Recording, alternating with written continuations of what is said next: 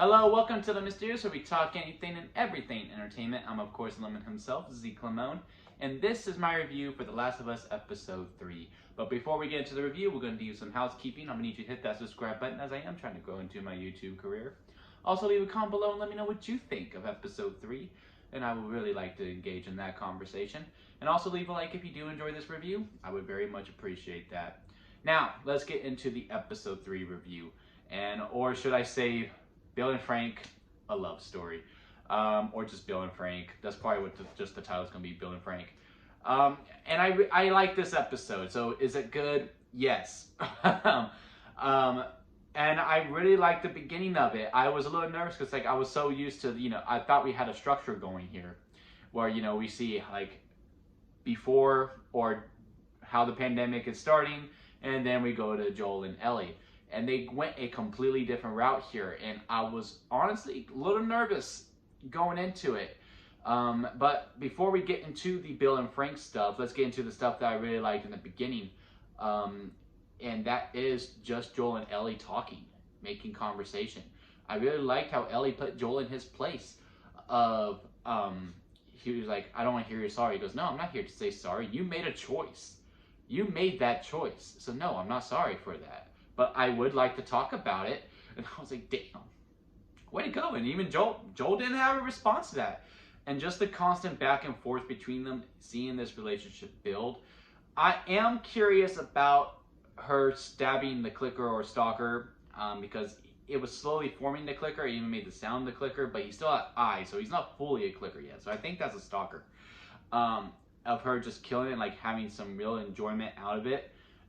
You could probably just pinpoint to, the whole, without getting into further spoilers, with something that happens, that's going to happen later in the game, where you learn about Ellie, about, these things, taking someone from her. We'll say that.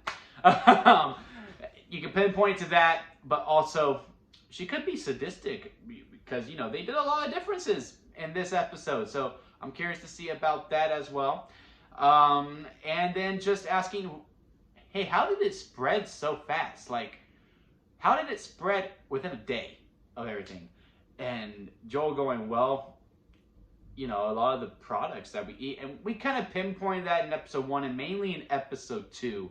And also, heavy spoilers, if y'all are not subscribed to that channel, he kind of pinpointed it in his whole breakdown of the episodes and the Easter eggs. I mean, that man is on fucking fire. Definitely subscribe to heavy spoilers, because he called it. And I think even without that, we were able to pinpoint it when the Indonesian girl was like, oh, at a flower factory. Of course, that's where it started. And just saying, look, everything just spread out, pancake mix, bread, so on and so forth. We eat it, and it was one of the hottest days. People went about their day. They got infected without being bitten. Then they started biting people, and by Monday, it was basically done. I was like, dang, that is scary, and that is bleak. And that is a perfect perfect use of exposition, a perfect use of telling and not showing. That's when you tell. And because I'm a big believer in show, not tell, but that was a great use of tell. Now to get to the show. When Ellie's walking, when Joel's like, no, I don't want you to see this. And she's like, well, if it ain't going to hurt me, then what's it going to do? No, you saw all these skulls, and then you see the baby thing, and I was really nervous when we went to the flashback. Oh man, I don't want to see them get executed. You showed the aftermath. I don't need to see it happen. But then it was a transition to Nick Offerman, who is playing Bill, and in the game you meet Bill, and he's at a guy's his wit's end. He's been in a fight with his partner Frank, and Frank's already dead. But in this, we meet Frank. And this is basically the whole episode after this. And this is where I was nervous. Because, look, as a game player, I was very happy to see the relationship progress. And I'm also really happy with the new direction that they went with it. Because in the game, they're already fighting. There's actually some really funny bits because they're looking for the car battery. And, they're going to the school. So I get the whole change. But for non-game players, and, if you're not a game player, please comment below and let me know what you thought about this. It's borderline filler to me because nothing really progressed forward besides Joel finally getting the car and them making the plan for Tommy. Which, yeah, sure, that progresses the story forward, but we went an hour and 15, and basically this whole episode, for the most part, besides the beginning and the last 15 minutes or so, I think, in the end, for everything else in the middle, which was like the hour, was to Bill and Frank. And they're not going to be in it anymore because, you know, Bill and Frank die in the end, which I thought was absolutely beautiful. And Frank said it the best. It's honestly kind of a little romantic, not going to lie to you.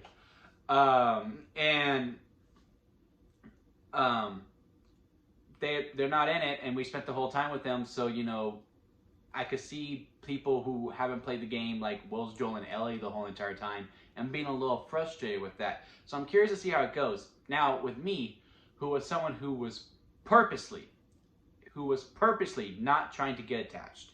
I was truly not trying to get attached to them because I knew what was going to happen. But also, the whole entire time I was thinking, well, Bill's going to make it out and Frank is not. So I don't want to get attached to this relationship because I just don't want to be hurt again. I've been hurt enough. They did it with Tess, and they did it with Sarah again. I was purposely trying not to. But when they got to the line of when they're eating the strawberries and Bill goes, I'm getting emotional just thinking about it. You know, I wasn't scared until I met you. I was like, oh man. Or no, I wasn't afraid until I met you. I was like, damn it, I'm attached to them. And they were such a cute couple, man. They were such a cute couple. And from that point forward, I was so bought in with them. And when we caught up to the 25 years, I also really loved seeing the 25 years progress through their eyes, because you see like the city being pretty decent condition to it slowly falling apart. And when Frank goes, you know what, today's my last day. You know, I'm in a wheelchair. Bill, I just can't do this to you no more. Please just give me one good day. Because he also had another beautiful scene of dialogue when he goes, I've had a lot of bad days, and I've had a lot of bad days with you, but I've had more good. So please give me one more good day. And you know, if I was in Bill's situation, because the whole time I was thinking the whole entire time, well, Bill's gonna make it out. But if I'm Bill, and that's the love of my life, and she is asking me to do this to her, because I was putting myself in Bill's situation, I would think I'm going to go out with her, especially at that age. Like, I would be pretty satisfied, like, that's the love of my life. And then when Bill takes the drink, and Frank goes, how much pills did you put in that? Enough to kill a horse. So I was like, yeah, of course, absolutely. But I am going to miss, I do want to see that interaction between Bill and Joel, even though we got that briefly in the flashbacks. But I was like, of course he did. And, you know, Frank said it best. I do not condone of this, but I am going to admit it's a little romantic. And then they go into the room, and then that's it. Boom. And I was like, wow, that was powerful. It was a great short story. Like, you know, you put that as just a short story, it's getting nominated for an Oscar. And Nick Offerman, I know it's January, and it's the only episode that he's in. But goddamn, give him the Emmy. Because when he was like, when Frank goes, yeah, no, today's my last day, he's explaining everything, and Nick Offerman's just breaking down. Man, he just acted that beautifully. I mean, Nick Offerman he always astounds me. I don't know why, because I always think he's a great actor, but man, he just always over delivers for me. Like, you ever see that show on Peacock? I forgot what it was, The Resort. He also blew me away in that too. But anyway, that's semantics. And then we go back to Joel and Ellie, and then, you know, this is when we start moving things forward, and this is when, you know, they get the note. And I felt like that was a good callback to the game, because, like, you're always looking around, because, you know, even Ellie found a gun, and, you know, she finally puts it in, you know, like, open up drawers, and then you see the note, because you did that in the game. I wish there was a safe, though. I'm waiting for the episode when there's a safe, and then we gotta find the locks for it. It's going to happen at some point, but yeah. And then, you know, they read the note like, oh, please take care of Tess, and like Joel's actually getting emotional about it, but you know, he's so closed off now, and he sets the rules to Ellie. Look, we're going to see Tommy. He used to be a firefly. We're going to go, because I'm pretty sure that's the ending of the season. Now that we got season 2, they're going to get the Tommy. That's the season finale, and that's the final scene. They get the Tommy.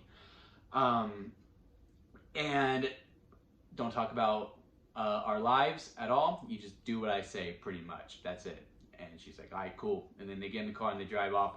And also just the things we take for granted of, like, Ellie getting in the car and going, wow, this is so cool. And, you know, her seeing the plane in the beginning as well. Like, you know, it is pretty cool. We could be in the air. That is pretty cool. Wow, we do get in cars and we kind of just drive them.